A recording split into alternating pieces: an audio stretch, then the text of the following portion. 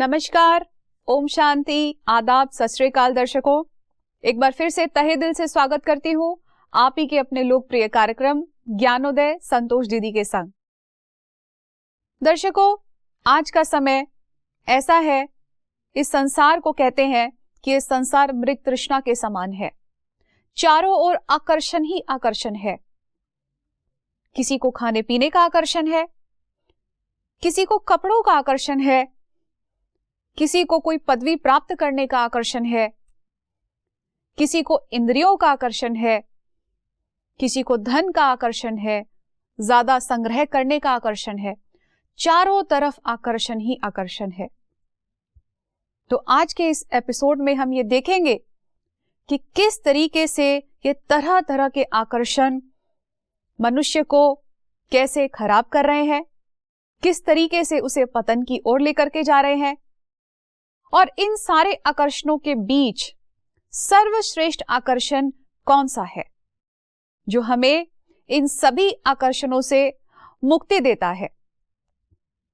तो इस विषय पर प्रकाश डालने के लिए हमारे बीच में मौजूद है हर बार की तरह आदरणीय संतोष दीदी जी। दीदी, आज फिर से इस कार्यक्रम में मैं आपका बहुत बहुत तहे दिल से स्वागत करती हूँ। ओम शांति। ओम शांति। दीदी, यदि इस मनुष्य सृष्टि की बात की जाए तो सृष्टि की रचना अपने आप में बहुत ही अद्भुत है। अमेजिंग जिसे कहेंगे, वंडरफुल कहेंगे, जिसमें अनेक प्रकार की वैरायटी है, अनेक प्रकार के जीव जंतु हैं, प्रकृति है, पेड़ पौधे, एक बड़ा बेहद खूबसूरती के साथ ये संसार बना हुआ है। जड़ और चेतन, जिसे ये भी कहेंगे कि प्रकृति और पुरुष। देखा जाए पूरा संसार इतना विचित्र है, और ये भी कहते हैं कि इन सब को बांधने वाली एक शक्ति है, कोई ना कोई फोर्स है जिसकी वजह से ये संसार चल रहा है। हम आपस में एक दूसरे से बंधे हुए हैं, क्योंकि हम प्रकृति पर डिपेंडेंट भी हैं, क्योंकि सारी आवश्यकताएं वो हमारी पूरी करती है। तो ऐसी कौन सी पावर है, ऐसी कौन सी शक्ति है जिससे ये पूरा संसार बंधा हुआ है? देखो, ऐसा है, वो है आकर्षण। जड़ चेतन दोनों में भी आकर्षण। आज हम देखते हैं, जैसा दो चीजें जब एक जैसी होती है, उनका आपस में आकर्षण होना स्वाभाविक होता है जी। आप जब ऊपर पत्थर फेंकते हैं तो जो शक्तिशाली होगा वो क्या करता है, उस चीज को अपनी तरफ आकर्षित कर लेता है। तो हम ऊपर पत्थर को फेंकेंगे, धरनी उसको अपनी तरफ आकर्षित कर लेती है। उसी प्रकार हम लोग देखते हैं कि नदियों का बहाव हमेशा समुद्र की तरफ ही होता है जी। अग्नि जो है वो सूरज को पकड़ने को ही भागती है जी। नहीं, हमेशा उसकी लो ऊपर ही ऊपर होती है जी। समझो ट्यूबलाइट है, ट्यूबलाइट के अंदर हवा है, उसको जहाँ से रास्ता मिलता है वो फट से आके हवा में मिल जाती है जी। उसके बाद मटका टूटता है तो अंदर का आकाश और बाहर का आकाश दोनों एक हो जाते हैं जी।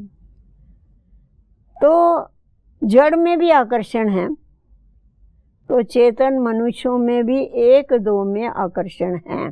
जब उनके स्वभाव, उनके संस्कार आपस में मिलते जुलते हैं तो दोस्त बन जाते जी।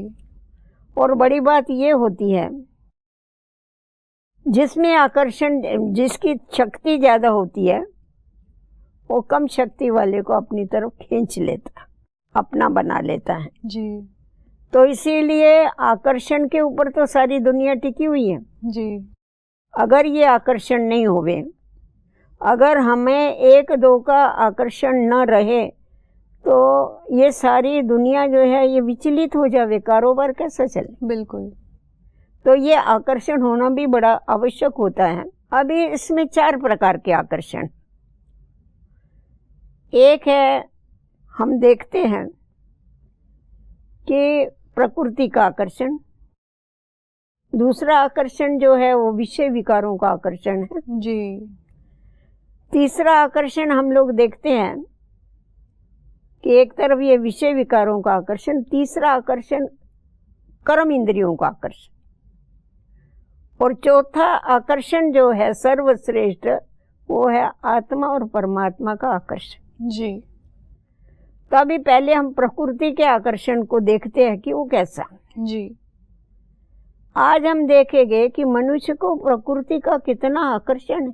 बिल्कुल, तभी पहाड़ों पर जाते हैं लोग। पहाड़ों पर जाते हैं, चांद पर पहुंच जाते हैं। जी।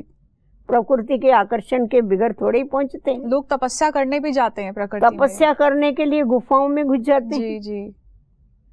उसके बाद आप देखो, कभी देखो तो समुद्र में नहा रहे हैं, तो कभी नदियों पर जाकर के नहा रहे हैं। जी। मतलब प्रकृति उनको इतना खींचती है। कभी बगीचों में घूमने चले जाते हैं, तो कभी पहाड़ियों पर घूमने चले जाते हैं। परंतु ये बात थोड़ी समझने की है कि प्रकृति का आकर्षण जरूर है, परंतु ये जो आकर्षण है, इस आकर्षण से किसके लिए आकर्षण है? क्योंकि उनको आनंद लेना होता, आनंद के लिए जाते हैं।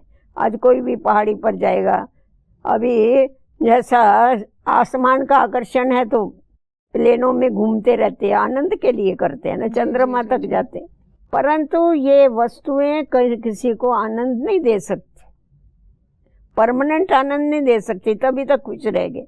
अगर सचमुच ये जो जड़ प्रकृति है, अगर ये आनंद देने वाली है, तो जो मनुष्य पहाड़ों पर आनंद लेने के लिए जाता है, वो उधर ही चक्कर लगाता रहेगा, नीचे आएगा ही। बिल्कुल, आ ही नहीं सकता है ना। जो आसमान में घूमता है, आसमान में घूमता रहेगा। जी जी जी। तो ये टेम्पररी उनको वहां से मिलता है। नहाने वाला तो फिर नदियों में घुसा रहेगा हमेशा। जी जी जी। परमानेंट आनंद जो है वो इससे नहीं प्राप्त होता। इनका आकर्षण है, परंतु इससे क्या है, टेम्पररी उनको आनंद मिलता है, खुशी मिलती है। वो हो गया प्रकृति का आनंद। जी। अभी उसके बाद हम देखते विकारों का भी आकर्षण है बहुत बड़ा। जी जी जी जी। आज चारों तरफ इन विषय विकारों का पगड़ा है, तो इसमें मनुष्य बांधे पड़े हैं। विकारों से सुख लेने की कोशिश करते, काम, क्रोध, लोभ, मोह, अहंकार। ये क्यों उसके अंदर घुस गए हैं? समझते इससे हमको प्राप्ति होगी, इससे हमको लाभ होगा, तो इसीलिए उनके पीछे पड़ते हैं। परंतु विषय विकार अर्थात पॉइजन, पॉइजन किसी को सुख देगा या मारेगा? मारेगा। रिजल्ट तो मारने की होती। बिल्कुल। तो अभी जिसको सुख समझते हैं, उस आकर्षण में उनको सुख नहीं मिलता है, परंतु और ही क्या होती है, उनकी हेल्थ भी जाती है और वेल्थ भी जाती है। दोनों भी बातें जाएगी ना। जिसकी हेल्थ जाएगी, वेल्थ जाएगी, उसका हैप्पीनेस भी जाएगा। विषय विकारों में जो ज्यादा विकारी है, उसकी हेल्थ कभी ठीक नहीं रह सकती। क्रोध करेगा तो क्या वो हेल्थ उसकी ठीक होगी? बीपी हो जाएगा, डायबिटीज हो जाएगा। फिर अगर लोभ करेगा तो क्या उसको आनंद मिलेगा? उससे नींद ही नहीं आएगी। नींद ही नहीं आएगी, ज्यादा ज्यादा बटोर, फिर ज्यादा बिटोरता रहेगा। मोह रखेगा तो क्या होगा? दुख होगा, दुखी होता रहेगा ना। कोई अगर उसका प्रियजन चला गया, फिर आप देखो कैसे वो तड़पते हैं, मछली जैसा तड़पते हैं। अरे तुमने क्या परमानेंट एग्रीमेंट किया हुआ है क्या उसके साथ? जी। तो ये जो विषय विकार है, ये विषय विकारों का जो आकर्षण है, ये चरित्र को खलास करता है। ये विषय विकार का आकर्षण जो है वो दुख और अशांति देता है, उससे कुछ आनंद नहीं मिलता है, उससे कोई सुख नहीं मिलता है। जी। अल्पकाल का सुख मिलता है, परंतु अल्पकाल का सुख क्या है? वो है जिसको कहा जाता है मृग तृष्णा जैसा, थोड़े समय का सुख, सदा काल का सुख नहीं है। जी जी जी जी। उसके बाद जो तीसरा आकर्षण है, वो है कर्म इंद्रियों का आकर्षण। आज कर्म इंद्रियों का आकर्षण जैसा जबान का आकर्षण है, खाने पीने का आकर्षण है, रूप का आकर्षण है, सुंदरता का आकर्षण है, जी हाँ, वस्तु पदार्थों का आकर्षण है। तो ये जो आकर्षण है कर्म इंद्रियों का, आज मनुष्य व्यसनों के अधीन क्यों हुआ है? कर्म इंद्रियों का आकर्षण।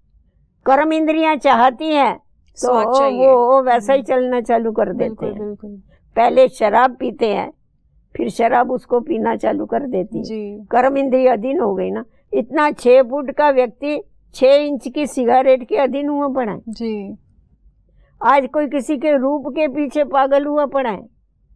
आज कोई किसी के गीत के पीछे आ गया हुआ पड़ा है, आवाज के पीछे। जी, जी, अरे जी। बड़ा सुंदर गाते हैं, बात मत पूछो, बड़ा सुंदर नाचते हैं। नाचते हैं, समझा। जी, जी, ये है रूप का और इसका कर्म इंद्रियों का आकर्षण। जी जी जी जी। खाने में कुछ भी खा रहे हैं, हाँ, सब जनावर के जनावर कलश कर डालते हैं। जी, जी, ये क्या है? तो ये जो आकर्षण है, यह देखने का आकर्षण, देह को देखना, तो ये सारा जो आकर्षण है, इससे लोग समझते हैं कि इससे हमारे को प्राप्ति होती है, सुख मिलता है, पर वो सुख नहीं है, वो दुख है।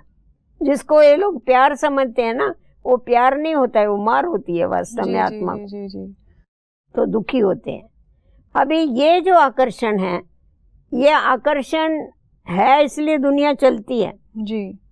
एक दो के साथ जुड़े हुई है, इसीलिए दुनिया चल रही है। आकर्षण के कारण तो नजदीक आते हैं ना, नहीं तो क्या होगा, दूर हो जाएंगे। एक एक अकेला अकेला कहाँ कहाँ घूमता रहेगा, कैसा जिएगा, कैसा करेगा जी। परंतु विषय विकारों का आकर्षण नहीं होना चाहिए, इंद्रियों का आकर्षण नहीं होना चाहिए। हमारा जो आकर्षण होवे वो दिव्य आकर्षण होवे, उसकी समझ चाहिए।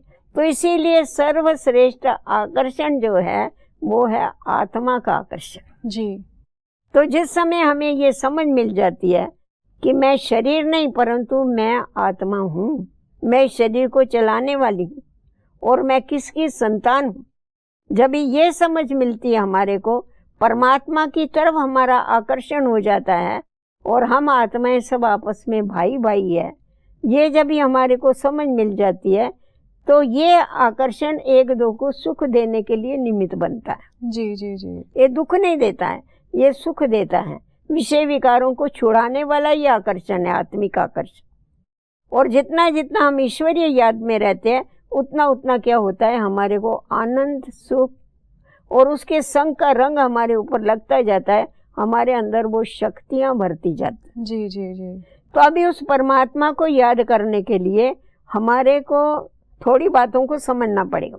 आज आप देखो, जैसा हम देखते हैं धरणी के अंदर गुरुत्वाकर्षण, कोई भी चीज को ऊपर फेंकते हैं तो खींच लेती है वापस अपनी तरफ। तो उसी प्रकार ये जो शरीर है ये 5 तत्वों का बना हुआ पुतला है। हम कहते हैं ना ये मिट्टी का शरीर मिट्टी में मिल जाने वाला है। तो अभी जब हमें परमात्मा का आकर्षण है, हम आत्माएं हैं, तो हमें ये सीखना पड़ेगा कि अपने को इस देह से, इस मिट्टी से न्यारा होकर के, डिटैच होकर के और पीछे परमात्मा को याद करना है। क्योंकि नहीं तो कहते हमारा 1 मिनट भी परमात्मा से बुद्धि का योग नहीं लगता है। हम बैठते हमारी बुद्धि भटकती है। क्यों भटकती है? क्योंकि अपने को देह समझ के बैठते हैं।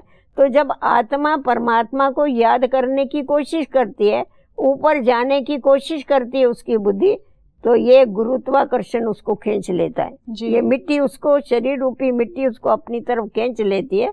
आत्मा ऊपर उड़ना चाहती है, ये नीचे खींच। तो इसीलिए देखो आप गीता में भी सर्व धर्मान परित्यज माम एकम शरणम व्रज, देह सहित देह के सब धर्मों को भूल जाओ, उनको भूल करके और पीछे मेरे को याद करो। तो जब ये विधि हम सीख लेते हैं, देह को भूल करके और निराकार परमात्मा को याद करने की विधि सीख लेते हैं, तो वो जो आकर्षण है वो ऐसा आकर्षण है, प्रभु प्राप्ति का आकर्षण है, वो अतीन्द्रिय सुख है। क्योंकि वो सुख इंद्रियों से न्यारा है, वो सुख एकदम सबसे ऊंच है। एक मिसाल बताते हैं का एक चोर था। तो क्या हुआ, चोर को मालूम पड़ा कि जो राजकुमारी है वो किसी संत से शादी करना चाहती। तो उस चोर ने क्या किया, संत का वेश बना लिया। समझा मेरे को तो बहुत माल मिलेगा उधर राजा के पास जी। तो संत का वेश बना लिया, चेहरा वेरा भी ठीक कर लिया, सब कुछ कर लिया और उसका स्वयंवर था, उसमें जाके बैठ गए और बाय चांस उस राजकुमारी ने उसी को ही माला डाल दी जी। माला डाल दिया। अभी चोर बन गया, उसको आधा राज मिल गया वहां का, बड़ा खुश हो गया। खुश होने के बाद थोड़े ही दिन बीते तो उसका जो विवेक है, उस सत्सद विवेक बुद्धि ने उसको फटका मारा कि हे व्यक्ति, हे आत्मा, टेम्पररी साधु बना, संत बना, तो तेरे को आधा राज मिल गया। अगर तू रियली झूठा संत बनने के बाद भी तेरे को राज मिल गया, अगर तू सच्चा संत बन जा तो तेरे को कितनी प्राप्ति होगी जी। और राज बाग छोड़ के जंगल में चला गया जी। तो ये जो भी पदार्थ है, पदार्थों का सुख ये टेम्पररी है, परंतु सदा काल का जो सुख है, हम देखते गौतम बुद्ध क्यों छोड़ के चला गया, अपनी इतनी राजाई क्यों छोड़ के गया वो, तो ये टेम्पररी है सारा, इससे परमानेंट सुख नहीं मिलता है। परमानेंट सुख जो है वो ईश्वरीय आकर्षण में है। ये किसी भी वस्तु, पदार्थ, व्यक्ति, इस आकर्षण में ये सुख नहीं है जी। तो इसीलिए हमें एक के ही आकर्षण में रहना है, उसके आकर्षण में रह करके अपने जीवन को श्रेष्ठ और ऊंचा बनाना है, औरों को भी वो शक्ति दे के उनके जीवन में भी परिवर्तन लाना है। जी जी जी। आज के टाइम में दीदी देखा जाए, ये कहते हैं संसार एक मृग तृष्णा के समान है और आकर्षण का कोई अंत नहीं है। आकर्षण जो है एक तरह से समुद्र की तरह आज के टाइम में है, तरह तरह का आकर्षण जैसे आपने बताया भी है, लेकिन ना चाहते हुए भी मनुष्य कई बार अपने आप को कंट्रोल नहीं कर पाता, वो अट्रैक्ट हो जाता है, चाहे चीज़ों की तरफ है चाहे लोगों की तरफ है, इस बात को समझते हुए भी। तो ऐसे में अपने आप को वो कैसे छुड़ाए इन चीज़ों से? इसलिए एक तो आपने बताया कि परमात्मा की याद से छुड़ा सकता है, और ऐसी और कौन सी इजी टेक्निक्स हैं जो अट्रैक्शन का चारों तरफ जो है बोलबाला है, इतना फोर्स है, इतना एक खिंचाव है, कैसे बचाए वो अपने आप को? देखो ऐसा है, अगर सचमुच उसको छोड़ने की इच्छा है इस अट्रैक्शन से, तो उसको थोड़ा आध्यात्मिकता का सहारा तो लेना पड़ेगा ना जी, और उसको संग के ऊपर ध्यान देना पड़ेगा। जी जी। कहा जाता है जैसा संग वैसा रंग। अगर वो आत्म उन्नति करने वाली व्यक्तियों से संग रखते हैं, सत्संग का इतना क्यों महत्व है? सत्संग तारे कुसंग बोड़े जी। तो जितना जितना वो सत्संग अर्थात श्रेष्ठ जीवन बनाने वालों से संग करता है, उतना उतना उसका जीवन भी क्या होता है, श्रेष्ठ बनता जाता है। जी जी जी। तो उसको अपने संग के ऊपर ध्यान देना चाहिए, अपने कर्मों की तरफ ध्यान देना चाहिए, और अपना बुद्धि का योग जो है वो परमात्मा से लगा के रखना चाहिए जी।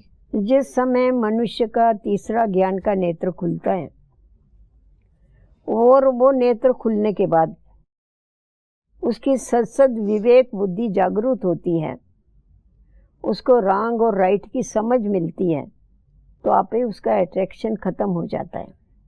जैसा छोटा बच्चा है, उसको आग का कितना अट्रैक्शन होता है, वो लाल लाल होती है, जलती है, उसको पकड़ने को जाता है, परंतु जब भी उसको ये अनुभव हो जाता है कि आग में हाथ डालने के बाद हाथ जलता है जी, तो उसका अट्रैक्शन खलास हो जाता है कि नहीं होता? बिल्कुल।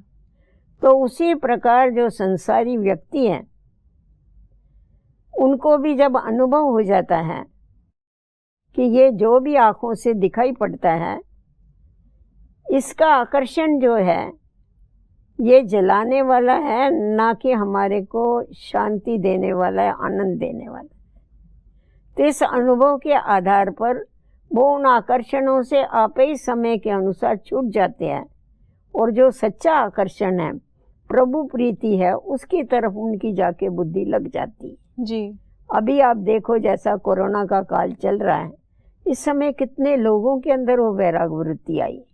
अभी समझते, पहले हम समझाते थे तो नहीं समझते थे, अभी समझते हैं कि हमारे को भी कुछ ऐसा परमार्थ का ध्यान रखना चाहिए, हमें भी आत्मोन्नति के लिए कुछ करना चाहिए, ताकि ऐसी परिस्थिति में हम उनका मुकाबला कर सकें जी। इसलिए खास बोलेंगे हमारे को आप शांति दो, आप हमारे को शक्ति दो, हम ऐसी विपरीत परिस्थितियों में उसके ऊपर विजय प्राप्त कर सके। तो ये समझ के ऊपर है, जैसा जैसा उनको समझ मिलती जाती है वैसा वैसा उनके जीवन में जरूर परिवर्तन आता है, और सच्चा जो आकर्षण है उसके तरफ सब आकर्षित हो जाते हैं, और सबको होना ही पड़ता है, क्योंकि हमको सबको वापस उसके साथ जाना है जी, और उसके घर में जाना है, तो इसीलिए उसके ऊपर आप ही आकर्षित हो जाते हैं। फिर दूसरे आकर्षण छोड़ने की बात नहीं होती है, वो पहला ये अगर ईश्वरीय आकर्षण हो गया ना तो वो आप ही छूट जाता है जी, जी, अच्छाई जी, आने के बाद बुराइयां आप ही छूट जाती है, उनको छोड़ने के लिए मेहनत नहीं करनी पड़ती। जी जी जी जी। दीदी आज आपने आकर्षण यानी अट्रैक्शन, इसके जो आपने डेफिनेशंस बताई हैं, टर्म्स बताई हैं कि ये क्या चीज़ है, ये वो फोर्स है जो हम सबको बांधे हुए है, लेकिन समय के साथ कैसा इसका जो रूप है विकृत हुआ है और इस कारण हमसे गलत कर्म भी हुए। लेकिन इनसे मुक्त होने का जो आपने सबसे अच्छा उपाय बताया है वो है सर्वश्रेष्ठ आकर्षण, ईश्वर के प्रति आकर्षण। जब ईश्वर के प्रति हमारा आकर्षण होता है तो वो आकर्षण जो हमारे जीवन को खराब करते हैं उनसे ऑटोमेटिकली हम मुक्त हो जाते हैं। दीदी, इस इतनी खूबसूरत और बेहतरीन चर्चा करने के लिए मैं आपका तहे दिल से धन्यवाद करती हूँ। ओम शांति। ओम शांति। दर्शकों, आकर्षण इस विषय के बारे में दीदी जी ने आज हमको बेहद खूबसूरत अंदाज में बताया है कि वास्तव में आकर्षण क्या चीज है। ये वो शक्ति है जो समस्त संसार को, चाहे वो जड़ है या चेतन है, सबको बांधे हुए है। लेकिन वर्तमान समय में आकर्षण की जो रूपरेखा है वो बदल चुकी है। लोग अपनी इंद्रियों के वशीभूत हैं, इंद्रियों का आकर्षण है, मायावी आकर्षण है, पदार्थों का आकर्षण है, रूप का आकर्षण है, ऐसे अनंत आकर्षण आज के समय भरे हुए हैं। लेकिन इस सारे आकर्षणों से मुक्त होने का केवल एकमात्र उपाय है और वो है ईश्वर के प्रति आकर्षण, क्योंकि यही आकर्षण हमें जितने भी ये नेगेटिव आकर्षण आज के टाइम में हो चुके हैं इनसे मुक्ति देता है। तो दर्शकों, आज का ये एपिसोड हम यही समाप्त करते हैं। अगले एपिसोड में हम फिर से मिलेंगे। दीजिए इजाजत। नमस्कार। ओम शांति।